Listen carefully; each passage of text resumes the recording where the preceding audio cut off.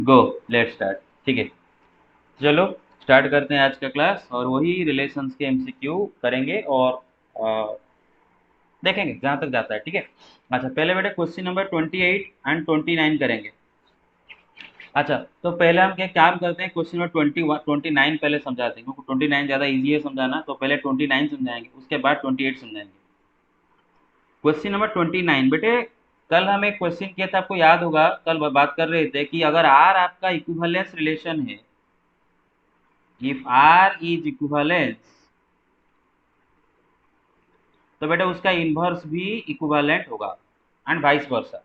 अगर are equivalent है तो उसका इन्वर्स भी इक्विवेलेंट होगा, और अगर आर आर इन्वर्स इक्विवेलेंट है तो आर भी इक्विवेलेंट होगा, वाइस वर्सा, है ना। तो बेटे इसको मैंने बोला था आपको याद रखने के लिए, और याद भी रखना अच्छा है, क्योंकि बेटे जब आपको एमसीक्यू में पूछेगा कि R is equivalent then R inverse is what, option देगा 4 ऑप्शन, तो आप थोड़ी ना निकालोगे बस डिराइव करोगे, तो याद रख के जाओ R inverse is also equivalent. उसी तरह क्वेश्चन नंबर 29 भी थोड़ा याद रखना है आपको, डिराइव भी करेंगे लेकिन याद भी रखोगे। क्या क्वेश्चन है कि let R and S be two equivalence relations in a set A. कोई एक सेट ए है, एंड आर एंड एस ये दोनों उसी सेट के ऊपर दो इक्विवेलेंस रिलेशन है। आर एंड एस ये दोनों सेट ए के ऊपर दो इक्विवेलेंस रिलेशन है। तो बेटा बात ये है कि इनमें से कौन सा ऑप्शन करेक्ट होगा, आर यूनियन एस इक्विवेलेंस होगा, आर इंटरसेक्शन एस इक्विवेलेंस होगा, कि आर माइनस एस इक्विवेलेंस होगा, कि नॉन ऑफ दी अबव। अब सुनो एक बात, देखो पहले तो आप इसको महसूस करो कि आर एंड एस दोनों सेट ए के ऊपर डिफाइंड हुए, मतलब सेट ए के जो एलिमेंट्स है उन्हीं को आपस में रिलेट कर रहे हैं, है कि नहीं। Yes sir. उन्हीं को आपस में रिलेट कर रहे हैं, ठीक है। अच्छा, तो बेटे आर एंड एस ये दोनों सेट ए के ऊपर दो रिलेशन है ना, आर एंड एस दोनों सेट ए के ऊपर दो रिलेशन है, तो इनका यूनियन भी सेट ए के ऊपर एक रिलेशन होगा, इनका इंटरसेक्शन भी सेट ए के ऊपर एक रिलेशन होगा, इनका डिफरेंस भी सेट ए के ऊपर एक रिलेशन होगा। तो बात यह कि अगर आर एस इक्विवेलेंस है तो उनका यूनियन भी इक्विवेलेंस होगा, या फिर उनका इंटरसेक्शन भी इक्विवेलेंस होगा, या फिर उनका सब डिफरेंस भी इक्विवेलेंस होगा, वही देखना है। अच्छा सुनो, तो पहले तो याद रख के जाओ इंटरसेक्शन, ठीक है। अगर आर एस दो इक्विवेलेंस रिलेशन है तो उनका इंटरसेक्शन भी इक्विवेलेंस होगा, अभी प्रूव करेंगे।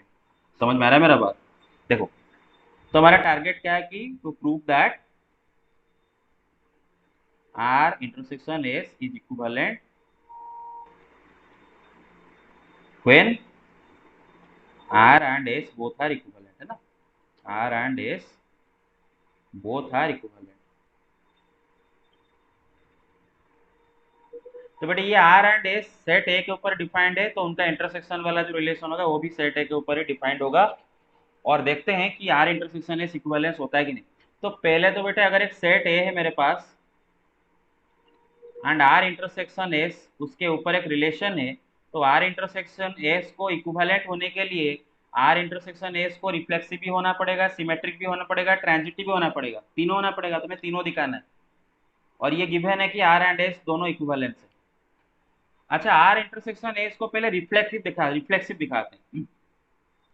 अब ये जो आर एस दोनों सेट ए के ऊपर डिफाइंड हुए हैं, तो आर इंटरसेक्शन एस भी सेट ए के ऊपर डिफाइंड हुआ है, तो आर इंटरसेक्शन एस को रिफ्लेक्सिव होने के लिए सेट ए के अंदर जितने भी एलिमेंट है एवरी एलिमेंट खुद के साथ रिलेटेड होना जरूरी है।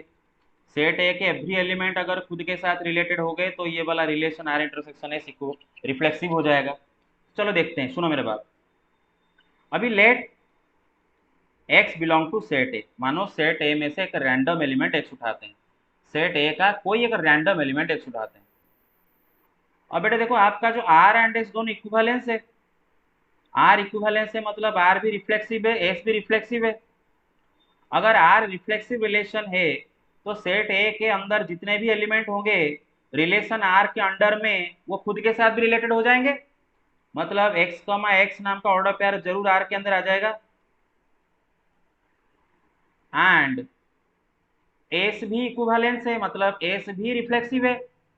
तो इसका मतलब अगर सेट ए के ऊपर एस एक इक्विवेलेंस रिलेशन है, मतलब सेट ए के ऊपर एस एक रिफ्लेक्सिव रिलेशन है, तो सेट ए का एवरी एलिमेंट एस के अंडर में खुद के साथ भी रिलेटेड हो जाएंगे, मतलब x comma x will be related to what, will belong to what, set S, relation S को बिलोंग करेगा। अच्छा, एक ऑर्डर पेयर आर में भी है एंड एस में भी है, मतलब ये order pair R and S में कॉमन है ना भाई, एंड मतलब इंटरसेक्शन, याद है ना, एंड मतलब इंटरसेक्शन। ये ऑर्डर पेयर आर में भी है एस में भी है, इसका मतलब क्या है, दोनों का इंटरसेक्शन में भी है। अरे समझ रहे हो? तो इससे यस सर। इससे क्या साबित हो गया ना, सेट ए के अंदर कोई भी रैंडम एलिमेंट उठाओ तो आर इंटरसेक्शन एस वाला जो रिलेशन है उसके अंडर में वो खुद के साथ रिलेट हो रहा है। क्लियर और नॉट? सेट ए का कोई भी रैंडम एलिमेंट उठाओ, आर इंटरसेक्शन एस ये जो रिलेशन है इसके अंडर में वो खुद के साथ रिलेट हो रहा है। इसका मतलब क्या साबित हो यस सर। गया, R intersection S is reflexive. Doubt है किसी को? किसी को कोई डाउट है? No sir. No sir. No sir. Very good. Vaishnavi Maharana कौन है? ओहो, ये महाराणा, सौम्य रंजन महाराणा। अच्छा ठीक है, तो फंडा समझ में आया। अच्छा अभी देखते हैं बेटा आर इंटरसेक्शन है सिमेट्रिक है कि नहीं, ठीक है चलो देखते हैं। अच्छा सेट ए है, आर इंटरसेक्शन एस उसके ऊपर एक रिलेशन है, तो आर इंटरसेक्शन एस को सिमेट्रिक दिखाने के लिए मुझे ये दिखाना पड़ेगा कि आर इंटरसेक्शन एस के अंदर कोई भी अगर ऑर्डर पेयर है तो उसका उल्टा वाला ऑर्डर पेयर भी जरूर मौजूद है, वो दिखाना पड़ेगा मुझे, तो साबित हो जाएगा आर इंटरसेक्शन एस सिमेट्रिक है। तो वही करते हैं कि let x comma y belong to R intersection S. भाई आर एंड एस दोनों सेट ए के ऊपर डिफाइंड होते हुए दो रिलेशन है, तो दोनों का इंटरसेक्शन करो या फिर दोनों का यूनियन करो या फिर दोनों रिलेशन का डिफरेंस करो, दोनों रिलेशन आर एस का यूनियन करो, इंटरसेक्शन करो, डिफरेंस करो, जो भी करो वो भी सेट ए के ऊपर डिफाइंड होते हुए एक रिलेशन होगा। तो यहाँ पर R intersection S set A के ऊपर एक रिलेशन है और मानो उसके अंदर एक ऑर्डर पेयर एक्स वाई। अच्छा अगर x comma y order pair R intersection S में है तो इसका तो यही मतलब है ना कि वो आर में भी है एंड एस में भी है। अरे समझ रहे हो? अच्छा एक बात सुनो, यस सर। आर आपका इक्विवेलेंस है, आर इक्विवेलेंस मतलब आर सिमेट्रिक भी होगा, और आर अगर सिमेट्रिक होगा एंड आर के अंदर एक ऑर्डर पेयर एक्स वाई है तो सिमेट्रिक का प्रॉपर्टी के हिसाब से आर के अंदर वाई वाई एक्स भी होगा। उसी तरह बेटे एस हमें पता है एस भी इक्विवेलेंट गिवन है, तो एस सिमेट्रिक भी है, तो एस के अंदर अगर एक्स वाई है एस के अंदर वाई एक्स भी है। अब ये वाई एक्स नाम का ऑर्डर पेयर आर के अंदर भी है एस के अंदर भी है, मतलब दोनों में कॉमन है ना, आठ लगा है बीच में, तो दोनों का इंटरसेक्शन में भी है। तो क्या साबित हो गया भाई कि आर इंटरसेक्शन एस के अंदर कोई भी अगर random order pair x y है तो उसका उल्टा वाला ऑर्डर पेयर वाई एक्स भी मौजूद है। कोई भी रैंडम अगर एक्स वाई है तो उसका उल्टा वाई एक्स भी है, मतलब रामू अगर श्यामू से रिलेट हो रहा है तो श्यामू रामू से भी रिलेट हो रहा है आर इंटरसेक्शन एस के अंडर पे, तो क्या बोल देंगे, R intersection S is symmetric.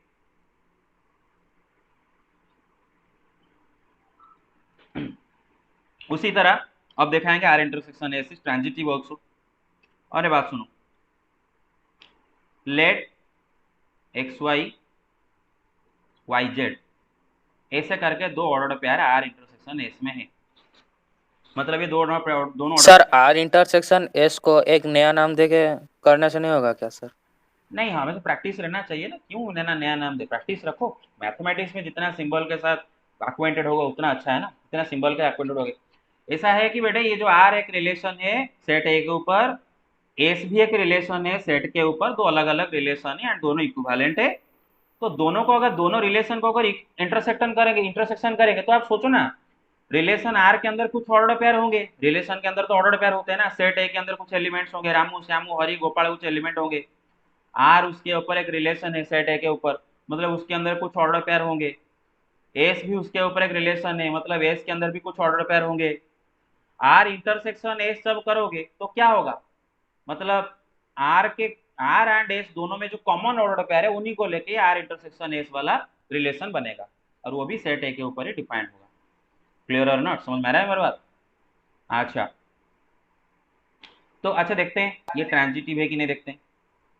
तो सपोज बेटे आर इंटरसेक्शन एस रिलेशन में दो order pair x y y z है, जिनमें कि एक का सेकंड नंबर दूसरा का फर्स्ट नंबर बराबर है।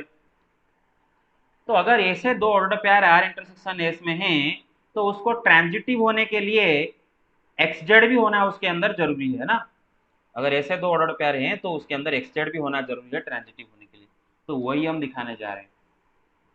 अब सुनो मेरे बात, एक्स कमा वाई वाई कमा जेड दोनों आर इंटरसेक्शन एस में है, मतलब दोनों दोनों के दोनों आर में भी हैं एंड दोनों के दोनों एस में भी है, क्योंकि दोनों के दोनों आर इंटरसेक्शन एस में है ना मेरे, मतलब ये भी दोनों का कॉमन है ये भी दोनों का कॉमन है। तो ये भी आर में आएगा, ये आर में एस में भी आएगा, ये आर में भी आएगा, ये एस में भी आएगा। समझे मेरे बात? अब सुनो मेरे बात, यस सर। क्वेश्चन में दे रखा है कि R and S are equivalence, मतलब आर ट्रांजिटिव है। और अगर आर ट्रांजिटिव है एंड उसके अंदर एक्स वाई वाई जेड है तो गारंटेड उसके अंदर कौन होगा? आर के अंदर एक्स जेड आ जाएगा। एंड बेटा S Similarly in S S also. S S भी ट्रांजिटिव है तो उसके अंदर एक्स वाई वाई जेड है तो क्या होगा? एक्स जेड हो जाएगा। अब एक्स जेड नाम का ऑर्डर पेयर रिलेशन आर में भी मौजूद है, रिलेशन एस में भी मौजूद है, एंड लिखा है। तो इसका मतलब है जो एक्स जेड नाम का ऑर्डर पेयर आर एस दोनों को अगर इंटरसेक्ट करे तो वो वाला रिलेशन में भी मौजूद होगा, है ना, दोनों का कॉमन है ना। तो लॉजिकली क्या दिखा है कि आर इंटरसेक्शन एस में अगर कोई भी ऐसे दो order pair x y y z है तो उस एक्स जेड नाम का ऑर्डर पेयर भी आर इंटरसेक्शन एस में लॉजिकली मौजूद है। तो इससे क्या साबित हो गया? R intersection S is transitive. तो आर इंटरसेक्शन एस तीन रिफ्लेक्सिव भी हुआ, सिमेट्रिक भी हुआ, ट्रांजिटिव भी हुआ। इसका मतलब आर इंटरसेक्शन एस इक्विवेलेंस हो गया। तो फंडा ये है कि अगर एक सेट मेरे पास है एंड उसके ऊपर अगर मैं दो equivalence relation R and S imagine करूं तो दोनों का इंटरसेक्शन वाला रिलेशन वो भी एक इक्विवेलेंस रिलेशन होगा, इंटरसेक्शन, यूनियन की डिफरेंस नहीं। क्लियर है ना? तो याद रखो बी ऑप्शन करेक्ट, इंटरसेक्शन। ठीक है। अच्छा अच्छा यस सर। अच्छा मेरे बात सुनो, कितनों को कहाँ पर कोई डाउट है या फिर आगे चले? आगे No चले? sir. अच्छा ठीक। Yes sir. क्वेश्चन नंबर 28 देखो बेटे। 28 में क्या बोला है? Let S be a non empty set. S क्या है? Non empty set. Non empty set मतलब समझते हो? उसके अंदर एक या फिर एक से ज्यादा एलिमेंट है ना, एम्प्टी नहीं है, एक या फिर एक से ज्यादा एलिमेंट है। In P of S, P of S मतलब क्या होता है बेटा बताओ? एस का पावर सेट है ना, एस एक नॉन एम्प्टी सेट है एंड पी ऑफ एस उसका पावर सेट है। अभी in P of S let R be a relation defined, मतलब ये जो रिलेशन आर है ना वो किसके ऊपर डिफाइंड हुआ है पता है? पावर सेट ऑफ एस के ऊपर डिफाइंड हुआ है। अरे समझ रहे हो? Clear? Yes sir. Very good very good. लेकिन उसके पहले पावर सेट को रिकॉल करते हैं। अरे भाई पावर सेट क्या था बेटा? मेरे सपोज एक सेट ए लिखता हूँ, उसके अंदर मानो एस लिखता हूँ, उसके अंदर मैं एलिमेंट रख रहा हूँ मानो 1 2। बताओ ये सेट का कितने सबसेट बना सकते हो? 2 to the power 2 4। अरे if cardinality of A is equal to n then number of subsets कितना होगा? 2 to the power n. 2 to the power n। तो बेटा अगर एस में दो एलिमेंट है तो एस का कितने सबसेट बना सकते हो? 2 to the power 2, मतलब 2 to चार the power सबसेट 2. बना सकते हो। वो चारों सबसेट क्या होगा बेटा? पहले स्टार्ट करेंगे एम्प्टी सेट 5 से, because 5 is subset of every set. फिर एक एक करके एलिमेंट उठाओ, एक एक सेट बनाओ, सिंगल टर्न सबसेट बन जाएंगे एस के। अरे एक एक सबसेट है ना बेटा एस का, और खुद सेट है एस आ जाएगा, because every set is subset of itself. तो एस के 4 सबसेट हो गए। अब ये चारों के चारों जो सबसेट्स हैं एस के, ये अपने आप में एक एक सेट है ना, दे आर देमसेल्फ सेट्स। ये एक सेट है, ये एक सेट है, एक सेट है, एक सेट है। एस का जो चारों सबसेट है एक एक सेट है। अब ये जो चारों सबसेटों को हमें पता है कि एक सेट एक दूसरे सेट का एलिमेंट भी बन सकता है, एक सेट एक दूसरे सेट का एलिमेंट बन सकता है। हाँ, जैसे एक मछली दूसरे मछली का खाना बन सकता है। अरे समझ रहे हो ना? बस उसी तरह एक सेट दूसरे सेट का एलिमेंट बन सकता है। तो ये जो चार सबसेट है ना बेटे एस के, इन चारों सबसेटों को अगर एलिमेंट मान कर एक बड़ा सा सेट क्रिएट करूं तो बड़ा सा सेट को हम बोलते हैं एस का पावर सेट। याद आया? तो Yes, sir. एस का जो पावर सेट है उसके अंदर जो एलिमेंट्स हैं वो सब क्या हैं? एस का एक एक सबसेट हैं, ठीक है ना, एस का एक एक सबसेट है। तो बात यह है कि ऐसा हमारे पास एक नॉन एम्प्टी सेट एस है। नॉन एम्प्टी सेट मतलब आप फाई नहीं ले सकते, बाकी उसके अंदर एक एलिमेंट रख सकते हो, दो एलिमेंट रख सकते हो, 1000 एलिमेंट रख सकते हो, बस नॉन एम्प्टी सेट लेना है। तो मैं सपोज ऐसे दो एलिमेंट वाला एक सेट ले गया एंड ये उसके ऊपर पावर सेट है। तो यही पावर सेट के ऊपर ही आपका रिलेशन डिफाइंड हुआ है। पावर सेट एक घर है, उस घर के अंदर कौन कौन लोग रहते हैं? एक फाई रहता है, एक ये रहता है, एक ये रहता है और एक ये रहता है। ये चार लोग इस घर के अंदर रहते हैं और हमारा वाला जो रिलेशन आर है इसी पावर सेट ऑफ एस के ऊपर डिफाइंड है। मतलब इसके अंदर ये जो लोग रहते हैं इन्हीं में से दो दो को आपस में रिलेट करवाएंगे इस रिलेशन के अंदर पे अंडर में। और रिलेशन का डेफिनेशन क्या दे रखा है? रिलेशन जैसे हमारा नॉर्मली बोलते हैं ना कि सपोज घर के लोगों में हमारे रिलेशन निकालेंगे कि एक्स वाई का पापा है, एक्स वाई का पापा है ना। तो घर के अंदर जितने भी मेंबर होंगे हम देखेंगे कि दो मेंबर देखेंगे कौन किसका पापा हो रहा है ना। सपोज एक्स वाई का फादर हो रहा है तो एक्स कमा वाई आपका ऑर्डर पेयर आपके रिलेशन के अंदर आ जाएगा। तो उसी तरह ये वाला रिलेशन का डेफिनेशन क्या दे रखा है? कहाँ गया रे?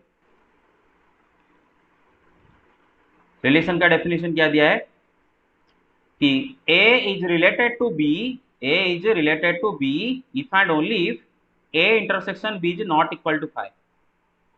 ये जो पावर सेट ऑफ एस के ऊपर जो आर रिलेशन डिफाइंड हुआ है वो डेफिनेशन है कि को घर जो पावर सेट ऑफ एस जो घर है उसके अंदर जो मेंबर रह रहे हैं, एक मेंबर ए दूसरा मेंबर बी के साथ कब रिलेट होगा? जब दोनों के इंटरसेक्शन फाइव होंगे, सॉरी फाइव नहीं होगा, है ना, नॉट इक्वल टू 5 होगा। पावर सेट ऑफ एस घर के अंदर जो लोग रह रहे हैं उनमें से दो लोग ए बी के साथ कब रिलेट होगा? जब A intersection B not equal to 5 होगा। तो देखते हैं ये रिफ्लेक्सिव है कि नहीं, सिमेट्रिक है कि नहीं, ट्रांजिटिव है कि नहीं। तो पहले रिलेशन को लिख लेते हैं। रिलेशन क्या है बेटे यहाँ पर? A comma B such that A intersection B is not equal to 5 and obviously दोनों के दोनों member S power set of S से ही आ रहे हैं ना बेटे, उसी के ऊपर रिलेशन डिफाइंड हुआ है। ये है आपका रिलेशन का actual mathematical definition. You get my point so far? दोनों के जो जो दो दो मेंबर के बीच में Yes, sir. करोगे वो दोनों member power set of S से आए होंगे। तो पहले तो रिफ्लेक्सिव है कि नहीं बेटे? रिफ्लेक्सिव होने के लिए घर के सारे मेंबर अपने साथ रिलेटेड होना जरूरी है। राम, तो फाइव अपने साथ रिलेट होना जरूरी है, ये भी अपने साथ रिलेट होना जरूरी है, ये भी अपने साथ रिलेट होना जरूरी है, ये भी अपने साथ रिलेट होना जरूरी है। कोई अगर एक एलिमेंट भी खुद के साथ रिलेट नहीं हो पाया तो रिफ्लेक्सिव नहीं होगा। और देखो फाई इंटरसेक्शन फाई अगर करते हैं क्या होता है?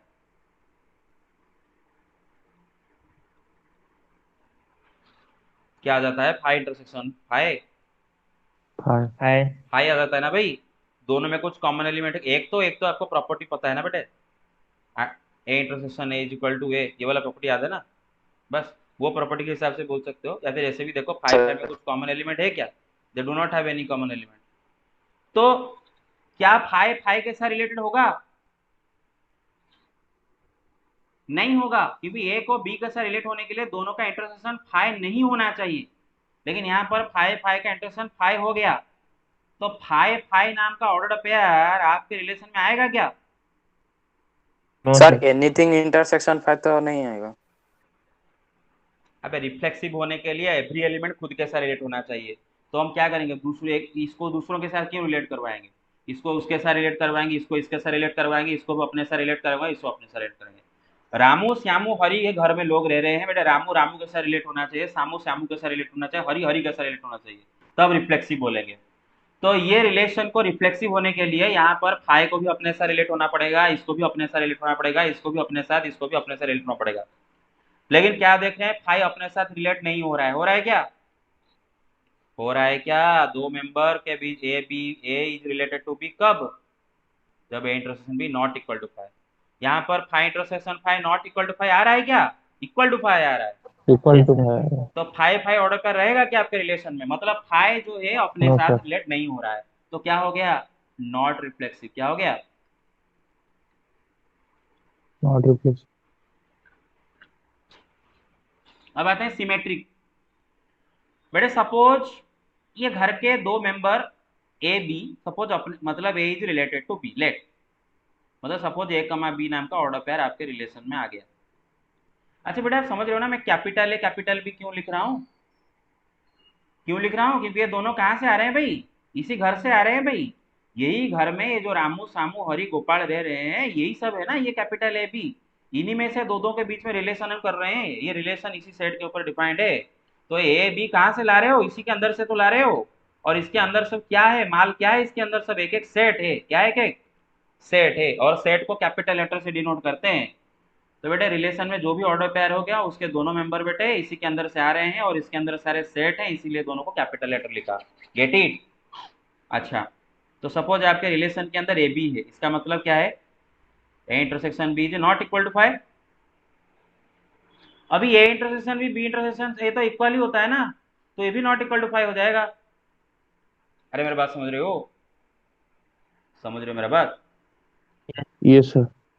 तो बी कमा ए ऑर्डर पेयर भी आपके रिलेशन में आ जाएगा कि नहीं आ जाएगा? अगर ए बी है तो बी आ रहा है, इसका मतलब आर क्या हो गया? सिमेट्रिक हो गया। आर क्या हो गया? सिमेट्रिक हो गया। Everybody got it? तो बेटा यहाँ पर एक सिमेट्रिक, हेलो, गॉट इट और not? Yes sir. Yes, sir. अच्छा, अब देखते हैं ट्रांजिटिव देखते हैं। बेटे सपोज आपके रिलेशन में ए कमा बी ऑर्डर पेयर है, बी कमा सी ऑर्डर पेयर है, सपोज आपके रिलेशन में। तो देखते हैं क्या ए कमा सी ऑर्डर पेयर है क्या, देखते हैं। बेटे हर सिचुएशन में होना चाहिए, हर सिचुएशन में ऐसा होना चाहिए ट्रांजिटिव होने के लिए। अच्छा, अगर ए बी है आपके रिलेशन में मतलब ए इंटरसेक्शन बी क्या है? Not equal to 5। B C आपके रिलेशन में, इसका मतलब क्या है? बी इंटरसेक्शन सी भी नॉट इक्वल टू 5। तो क्या ए इंटरसेक्शन बी सी भी हर हाल में नॉट इक्वल टू 5 होगा? No sir. चलो देखते हैं, सुनो मेरे बात। सपोज आपका ए इधर में लिया, बी इधर लिया, सी इधर लिया। अब देखो यहाँ पर ए इंटरसेक्शन बी क्या है? Not equal to 5। Not equal to 5 की नहीं? Yes sir. B intersection C भी क्या है? नॉट इक्वल टू 5, क्योंकि बी सी में भी कुछ कॉमन एलिमेंट है। लेकिन ए इंटरसेक्शन सी क्या हो रहा है? Equal to 5। इक्वल टू 5 हो रहा है। अरे ए सेट एंड सी सेट में कोई कॉमन एलिमेंट होगा क्या दोनों में? ये गोला गोला दोनों एक दूसरे को ओवरलैप कर रहे हैं क्या? ए सी का वेन डायग्राम एक दूसरे को ओवरलैप कर रहे हैं क्या? नहीं। तो बेटे ए सी, ए सी का सर रिलेट होगा क्या? क्या ऑर्डर पेयर आपका आएगा क्या? No sir. No sir. तो ए बी आ रहा है, बी सी आ रहा है, एस सी नहीं आ रहा है, तो इसका मतलब क्या हो गया? Not transitive. अब सुनो, अब सुनो, अब सुनो, आप ऐसा बोल दोगे, आप ऐसा बोल दोगे सर आपने ऐसा डायग्राम बनाए, हम ऐसा डायग्राम बना दे तो, हम ऐसा डायग्राम बना दे तो सर इधर ए बी का इंटरसेक्शन नॉट इक्वल टू 5 है, बी इंटरसेक्शन सी भी नॉट इक्वल टू 5 है, ए इंटरसेक्शन सी भी तो नॉट इक्वल टू 5 हो रहा है, तो ए बी है, बी सी है, तो ए सी भी आ जाएगा ना। अरे प्रभु मैं कम मना किया? मेरा बात ये है कि हर सिचुएशन में तो होना चाहिए ना। कल बताया था ना कि सपोज आपके रिलेशन के अंदर 1 2 है, 2 2 3 है, 1 3 है, एंड सपोज 3 4 है, तो क्या ट्रांजिटिव हो जाएगा? आप बोलोगे सर 1 2 है, 2 3 है, 1 3 भी है, हो गया ट्रांजिटिव। तो फिर इसका क्या? 1 3 है, 3 4 है, 1 4 कहाँ है? तो सारे सिचुएशन होना जरूरी है ना। तो आप ऐसा एक पर्टिकुलर वेन डायग्राम बना के बोल दोगे कि सर इधर हो गया है, तो मैं भी एक वेन डायग्राम बना के दिखा देता हूँ इधर नहीं हो रहा है। तो हर सिचुएशन में होना चाहिए ट्रांजिटिव होने के लिए, क्लियर और नॉट? तो इट इज नॉट ट्रांजिटिव, तो क्या हो गया? ये खाली सिमेट्रिक हुआ। Everybody got it? Only symmetric. Yes sir. तो आंसर क्या होगा? सिमेट्रिक। देखो एक तो नॉन ऑफ दिस दिया है, नॉन ऑफ दिस तो नहीं हो सकता क्योंकि सिमेट्रिक हो रहा है। इक्विवेलेंस होता तो बाकी चेक करना जरूरी पड़ता। अगर आपका सिमेट्रिक आ गया तो बेटे ये दोनों को चेक करने की जरूरत नहीं। And let me tell you something, ये सवाल इतना इजी है कि इसको देखते ही आपको सिमेट्रिक मालूम चल जाना चाहिए कि भाई अगर एक सेट, दो सेट के बीच में कोई भी एलिमेंट कॉमन नहीं है, ए बी के बीच में कुछ अगर कॉमन नहीं है तो बी ए के बीच में कॉमन कैसे आ जाएगा? तो अगर A intersection B not equal to 5 हो रहा है तो बी इंटरसेक्शन ए भी तो नॉट इक्वल टू 5 होगा। तो अगर ए बी अगर आ रहा है तो बी ए भी तो आ जाएगा। You got it? ऐसा होता है फंडा। Yes sir. ओके आगे चलते हैं। कोई डाउट है? डाउट नहीं है तो अच्छा ठीक है। No sir.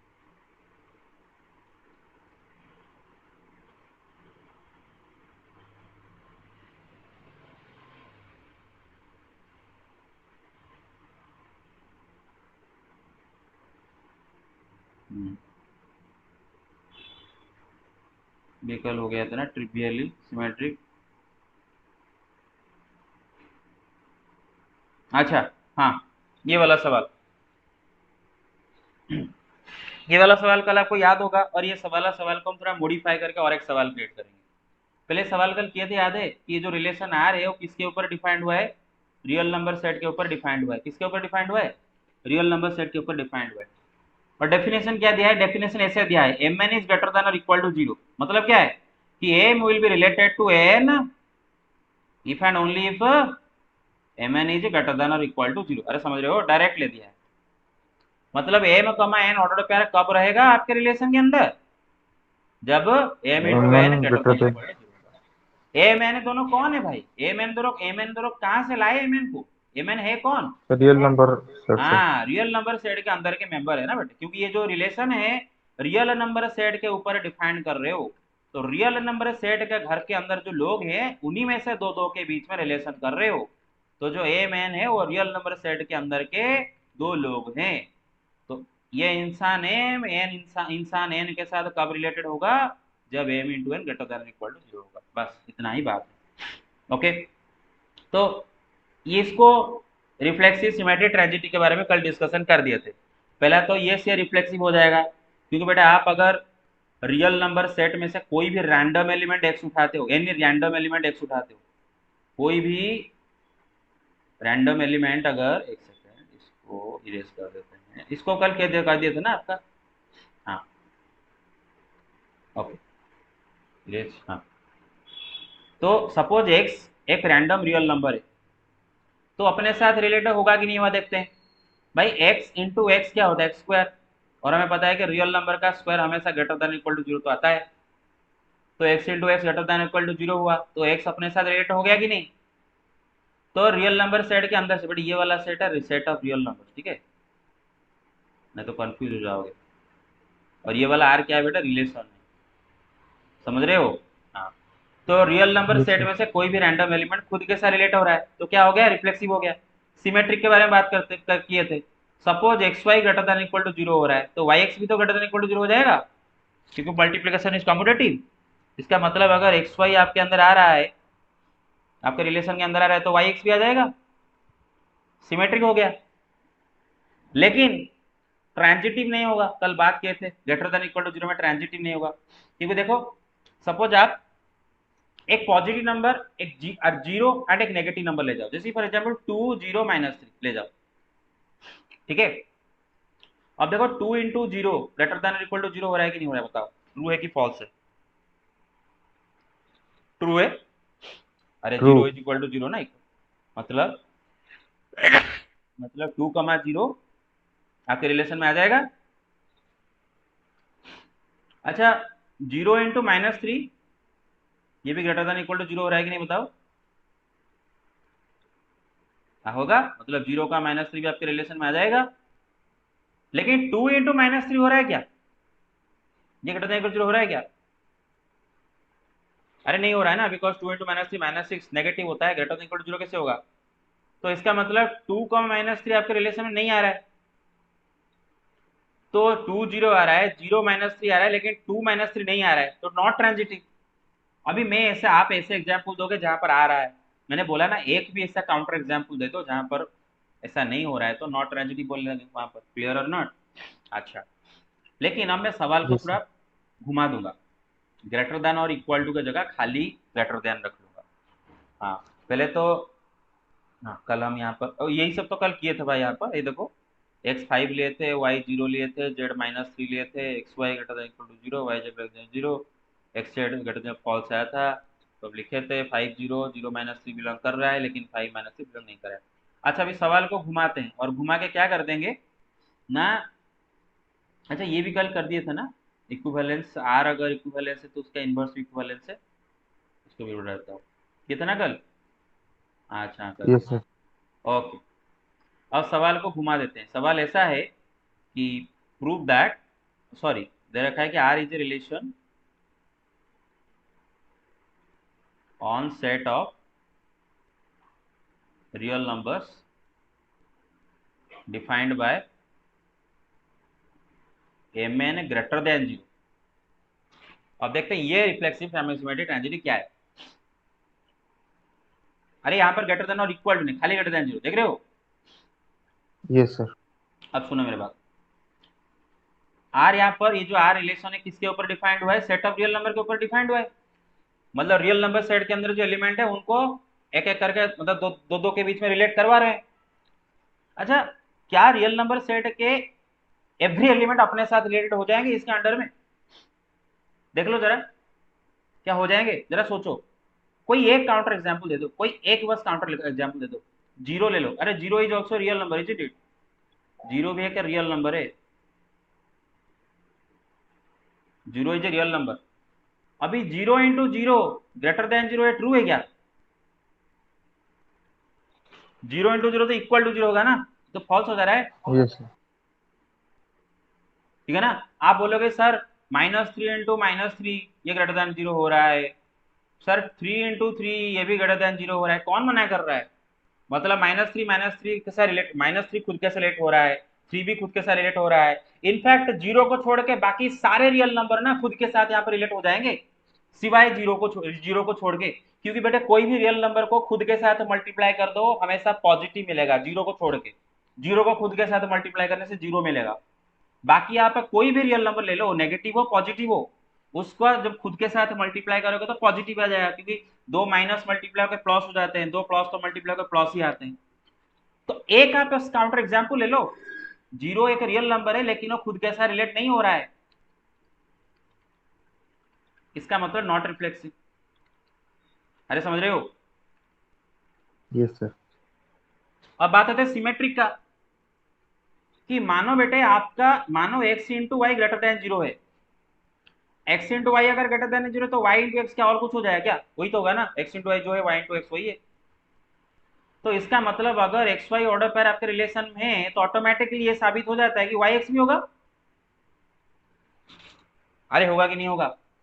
तो ये यस सर। सिमेट्रिक। अब जो ट्रांजिटिव है ना उसमें मजा आएगा। देखो, जब ग्रेटर देन और इक्वल टू जीरो दिया था ना, एम एन ग्रेटर देन और इक्वल टू जीरो दिया था, तब ट्रांजिटिव नहीं हुआ था।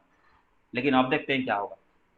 सपोज बेटे एक्स वाई वाई जेड ऐसे करके दो ऑर्डर पेयर आपके रिलेशन में है, ठीक है ना बेटा। ये दो आर के बीच में कंफ्यूज मत होना, जहां पर order pair belong to R लिख रहा हूँ आप समझ लेना कि रिलेशन है, और जहां पर एलिमेंट बिलोंग टू आर लिख रहा हूँ वो समझ लेना बेटा सेट ऑफ रियल नंबर, ठीक है ना। ध्यान रखो ये रिलेशन है, क्योंकि दिया है ऐसा, हम क्या करें। अच्छा, अगर एक्स वाई आपका रिलेशन के अंदर है तो x into y greater than zero हो रहा होगा, इसीलिए तो है। वाई जेड भी आपके रिलेशन के अंदर है तो वाई इंटू जेड भी ग्रेटर देन जीरो हो रहा होगा, इसीलिए तो है।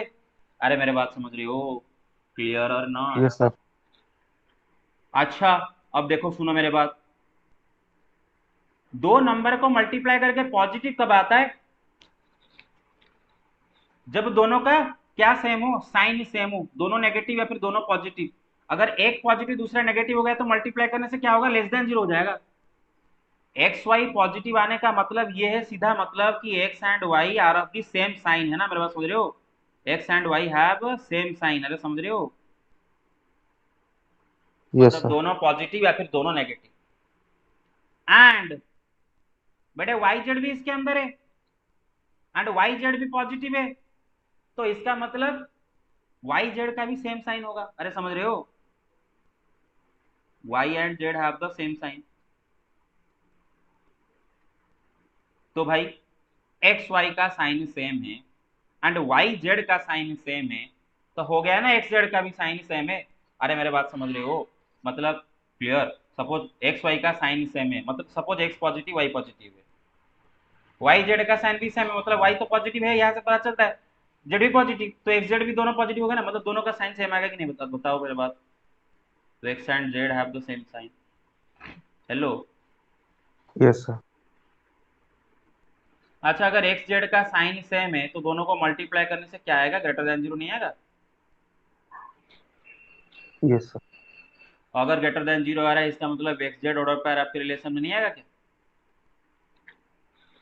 तो आपके रिलेशन में एक्स वाई आ रहा है, वाई जेड आ रहा है, एक्स जेड भी आ रहा है, तो क्या हो गया? यस फ्रेंड, ठीक है। तो इधर बेटे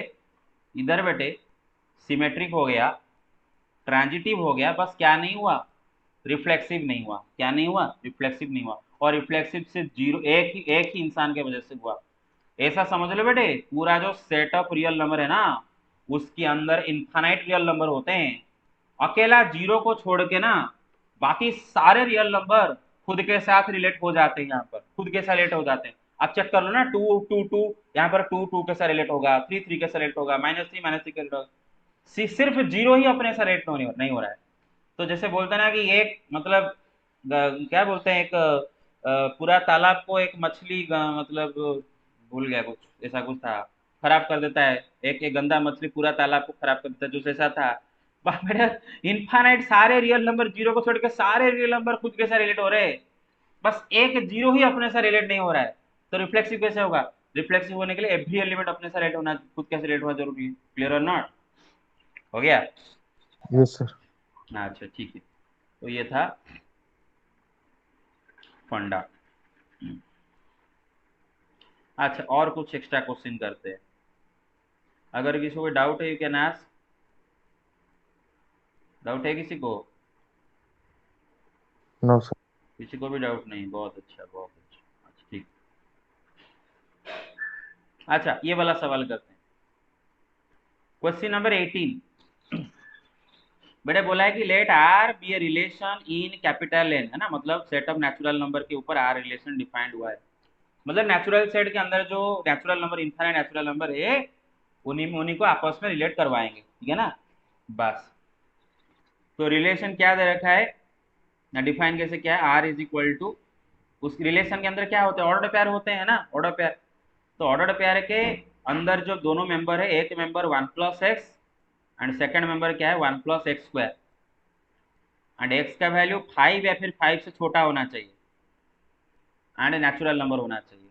मेरे बात समझ रहे हो? x का वैल्यू 5 या फिर 5 से छोटा होना चाहिए एंड x से नेचुरल नंबर होने चाहिए। तो इसके सारे ऑर्डर पेयर निकाल सकते हैं कि नहीं निकाल सकते? निकाल सकते हैं कि नहीं यस निकाल सर। सकते? निकाल सकते हैं, सब निकाल सकते हैं। Yes sir. अच्छा सुनो मेरे बात, x पहले तो x क्या क्या होना चाहिए? x नेचुरल नंबर होना चाहिए and less than equal to 5 होना चाहिए। मतलब x हम क्या क्या ले सकते हैं? 1 2 3 4 5, है ना? अच्छा, x को अगर 1 रखते हैं ना, put x is equal to 1, अगर x को 1 रखते हैं तो ऑर्डर पेयर क्या बनता है? अगर x को 1 रखते हैं ऑर्डर पेयर क्या बनता है? ऑर्डर पेयर क्या क्या है? 1+x 1+x²। तो x का अगर 1 रखें तो 1+1 2, 1 का 2, है ना? बड़ा समझ रहे हो? अगर x को आप 2 यस रखो, सर। अगर x को 2 रखो तो पुट करो x 2, तो क्या होगा? 3, 5, है ना? 2 का स्क्वायर प्लस 5। x की जगह 3 रखो, ऑर्डर पेयर क्या बनेगा? 4, 10। x का 4 रखो, क्या होगा ऑर्डर पेयर? 5, 17। 17। x की जगह 5 रखो, क्या होगा? 5, 26। 6, 26। समझ रहे हो? तो और कुछ ले सकते हैं क्या? x का वैल्यू तो 1 से लेकर 5 तक ही ले सकते हैं, उसने दे रखा है यहाँ पर। तो बेटे सारे ऑर्डर पेयर मिल गए। इसका इस रिलेशन के सारे ऑर्डर पेयर क्या क्या होंगे? 2 2 3 5 4 10 5 17 6 2। बेटे पहला वाला correct. Which of the following is false बोला है, which of the following is false, ठीक है? इज फॉल्स बोला है, चेक कर लो। अच्छा, पहला वाला फॉल्स है क्या? देख लो, उसके अंदर 2 2 है, 3 5 है, 4 10 हमारा भी आया है, 5 17 आया है, 626 लिख दिया है, 625 लिख दिया है। क्या होना चाहिए भाई? 26 होना चाहिए। अरे मेरे बात समझ रहे हो? ये ऑर्डर पेयर आपके रिलेशन में नहीं आएगा। अरे समझ रहे हो कि नहीं? Yes sir. अरे अगर एक से 5 पुट करो तो ये क्या होगा? 5+1 6, और ये क्या होगा? 5 का स्क्वायर 25+1 26। ये तो 25 दिया है, तो ये नहीं होगा। तो बोला है which of the following is false, पहला वाला, और आगे जाने की जरूरत नहीं। अरे समझ गए मेरा बात? क्लियर? Yes sir. अब देखो ये दोनों ट्रू है, कैसे देखो अब आगे हमें चेक ही कर नहीं करना है, फॉल्स बोला था ये फॉल्स हो गया। बेटा देखो आर का डोमेन क्या होगा, आर का डोमेन क्या होगा, आर का डोमेन देखो सारे ऑर्डर करके फर्स्ट नंबर 2 3 4 5 6, देखो हमारे आएगी नहीं, देखो 2 3 4 5 6, रेंज क्या होगा आर का, देख लो 2 5 10 17 26, सेकंड मेंबर को लेके 2 5 10 17, तो ये दोनों करेक्ट है, अरे समझ रहे हो? डी भी करेक्ट है, क्योंकि डी क्या बोला, एटलीस्ट वन इज फॉल्स, इनमें से कम एक फॉल्स है, सभी बोल रहा है ना भाई ये तो फॉल्स है ना, ऐसा समझ रहे हो? तो सब चेक नहीं करना है, बस यही कर। अच्छा नेक्स्ट क्वेश्चन आते हैं। अरे सबको समझ में आया? अच्छा ठीक है, yes sir. Yes, sir. Okay देखो क्वेश्चन नंबर 17, क्या बोला है, रिलेशन आर किसके ऊपर डिफाइंड हुआ है, सेट ए के ऊपर डिफाइंड हुआ है, और उसके एलिमेंट क्या है 1 2 3, छोटा सा सेट है, इजीली हो जाएगा। मतलब ये रिलेशन सेट ए के ऊपर डिफाइंड हो रहा है, मतलब 1 2 3 को आपस में रिलेट करवाएंगे, और उसका डेफिनेशन क्या दिया है कि A is related to B, A is related to B if A square minus B square का मॉड इज लेस देन और इक्वल टू 5। ठीक है, ए बी के साथ कब रिलेट होगा, अगर ए का स्क्वायर माइनस बी का स्क्वायर का absolute value less than equal to 5 होता है तो which of the following is false. अच्छा चलो इसको बाद में देखेंगे, फिलहाल हमें क्या देखना है कि सेट ए का वन, सेट ए के अंदर किन किन के साथ रिलेट हो रहा है, अपने साथ हो रहा है कि नहीं, टू के साथ हो रहा है कि नहीं, थ्री के साथ हो रहा है कि नहीं, टू किन किन के साथ रिलेट हो रहा है, वन के, टू के, थ्री किन किन के साथ रिलेट, मतलब इनको आपस में रिलेट करवाएंगे और देखेंगे कि इनमें से कौन किसके साथ रिलेट हो रहा है इस सेट के अंदर। ठीक है, अच्छा पहले वन वन, अच्छा चेक करो क्या वन वन के साथ रिलेट होगा कि नहीं, जरा बताओ। ए बी के साथ कब रिलेट होगा, अगर ए का स्क्वायर माइनस बी का स्क्वायर का mod less than equal to 5, one one के साथ रिलेट होगा कि नहीं होगा बताओ। One yes sir. का स्क्वायर माइनस वन का स्क्वायर का Yes. मॉड क्या होता है, 0, होगा कि नहीं होगा, यस। इसका मतलब वन वन आपके रिलेशन में आ जाएगा, टू टू भी तो आएगा, थ्री थ्री भी तो आएगा, अरे समझ रहे हो ना, एवरी एलिमेंट खुद कैसे रेट हो जा रहा है। अच्छा वन टू कैसा रेट होगा कि नहीं, जरा बताओ, वन टू कैसा रेट होगा कि नहीं, मतलब वन का स्क्वायर माइनस टू का स्क्वायर का मॉड निकालो। होगा सर। होगा, वेरी गुड, तो वन टू हो गया, वन अपने साथ कर दिया, टू के साथ भी कर दिया, अभी थ्री के साथ देखो, वन थ्री के साथ होगा क्या, देख लो, वन का स्क्वायर माइनस थ्री का नो स्क्वायर का मॉड कितना सर, होता है, 8 आ 8। जाता है, 8 5 से छोटा नहीं है, 8 5 से तो बड़ा है, तो नहीं होगा, तो वन थ्री का सिलेक्ट हो नहीं होगा, तो छोड़ो, वन वन गया, अभी टू का बारे पास आते हैं, टू वन होगा कि नहीं, टू का स्क्वायर माइनस वन का स्क्वायर ऑब्वियसली होगा, टू का स्क्वायर 4, वन का स्क्वायर 1 माइनस का, ओके होगा, तो 2 1, यस सर। 2 2 तो लिख चुके हैं, 2 3 जरा देखो, टू का स्क्वायर माइनस थ्री का स्क्वायर होगा। होगा, टू का स्क्वायर होता है 4, माइनस थ्री का स्क्वायर होता है 9, दोनों का मॉड, डिफरेंस का मॉड क्या जाएगा, मॉड 5, माइनस 5 5। का मॉड और माइनस 5 का मॉड होता है 5, ये लेस देन और इक्वल टू 5 भी दिया है ना, अगर खाली लेस देन 5 देता तो नहीं होता, तो यहाँ पर 2 3 भी होगा। अब 3 का बारे बात करते हैं, 3 1 के साथ होगा क्या, 3 का स्क्वायर माइनस 1 का स्क्वायर कितना आता है, नो सर, नहीं होगा। 8। 3 2 के साथ जरूर हो जाएगा, 3 का स्क्वायर माइनस 2 का स्क्वायर होगा कि नहीं, यस सर। 3 तो अपने साथ रिलेट हो चुका है, तो इसके सारे ऑर्डर पेयर मिल गए रिलेशन के, है ना। तो ये जो घर के अंदर जो 1 2 3 रह रहे हैं ना, वन अपने साथ रिलेट हो रहा है, वन टू के साथ भी रिलेट हो रहा है, वन, बस इतना, टू अपने साथ रिलेट हो रहा है, टू वन के साथ, बस इतना, काम खत्म। अच्छा पहला वाला ये बोला है कि which of the following is false, बेटा ध्यान रखा करो, बहुत सारे क्वेश्चन में व्हिच इज फॉल्स दे रखा है, तो वो ध्यान रखो। पहला वाला देखो, 1 1 2 2 3 3 2 1 1 2 2 3 3 2, सब है क्या, तो कोई मिसिंग है यहाँ पर रिलेशन के अंदर से, 1 1 2 2 3 3 2 1 1 2 2 3 3 2, सब है, तो पहला वाला ट्रू है। दूसरा वाला B, R inverse is equal to R, भाई यहाँ पर ना आप जरा देखो, एक बात सुनो मेरी बात, ध्यान सुनो मेरी बात, यहाँ पर चेक नहीं करना है आपको, यहाँ पर चेक नहीं करना है R inverse is equal to R है कि नहीं, बेटे एक प्रॉपर्टी हमने पढ़े थे, प्रूव भी किए थे, आप भूल गए होंगे, वो प्रूफ था बेटे कि if R is symmetric, if R is symmetric then if R is symmetric then R inverse is also symmetric. ये तो पता है हमें, क्योंकि अभी अभी जस्ट करके आए थे कि अगर आर इक्विवेलेंस है तो आर इनवर्स भी इक्विवेलेंस होगा, मतलब आर सिमेट्रिक है तो आर इनवर्स भी सिमेट्रिक होगा, ये भी करे थे। और क्या पढ़े थे, और एक प्रॉपर्टी पढ़े थे कि if R is symmetric then R inverse is equal to R. भाई एक सिमेट्रिक रिलेशन का इनवर्स उसी के साथ इक्वल होता है। कोई भी सिमेट्रिक रिलेशन आप ले जाओ, सिमेट्रिक मतलब समझना बड़े, उसके अंदर जितने भी ऑर्डर पेयर है उसके उल्टे वाले ऑर्डर पेयर भी मौजूद है। तो ऐसा वाला कोई भी रिलेशन ले जाओ एंड उसका इनवर्स निकालो, वही आर के साथ इक्वल आ जाएगा।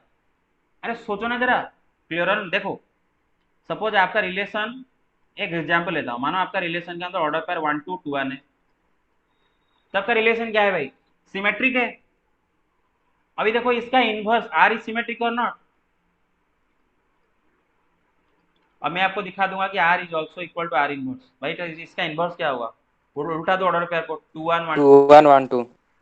तो बात क्या है कि अगर आर खुद सिमेट्रिक है तो आर आर इनवर्स इक्वल हो जाएंगे। ध्यान रखा करो, अगर आर सिमेट्रिक रिलेशन है तो आर एंड उसका इनवर्स इक्वल हो जाएगा एक दूसरे का।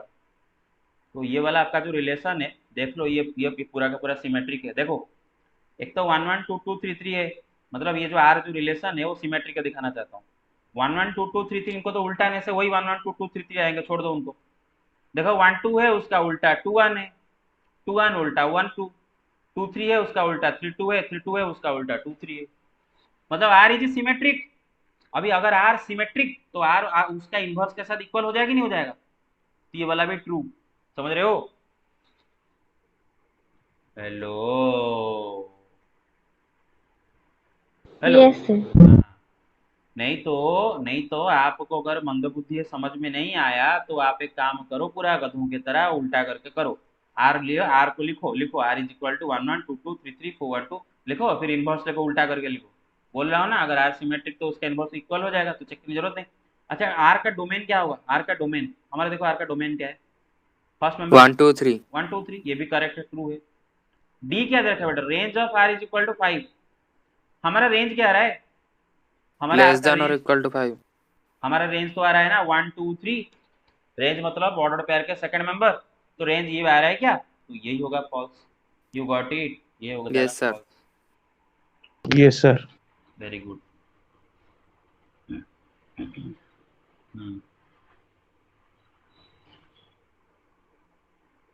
ओके, और एक क्वेश्चन करते हैं। अच्छा एक बात बोलता हूँ, ठीक है? ना नहीं चल पूछते हैं। अच्छा ये वाला देखो, अच्छा ये वाला कल किए थे क्या, X square plus Y square less than equal